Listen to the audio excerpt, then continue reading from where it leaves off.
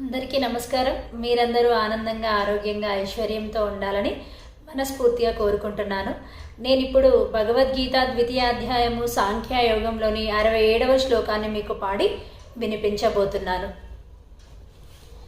ఇంద్రియాణం హి చరతాం యన్మనోను విధీయతే తదస్య హరతి ప్రజ్ఞాం వాయుర్నావమివాంభసి. తీవ్రమైన గాలి నీటిలోని నావను త్రోసివేసినట్లుగా మనసు సంలగ్నమైనప్పుడు చరించే ఇంద్రియాలలో ఒక్కటైనా సరే మనిషి బుద్ధిని హరిస్తుంది అని శ్లోకం యొక్క భావము.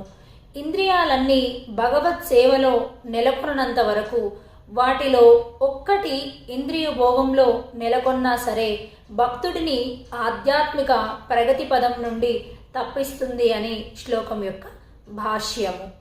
జై శ్రీకృష్ణ.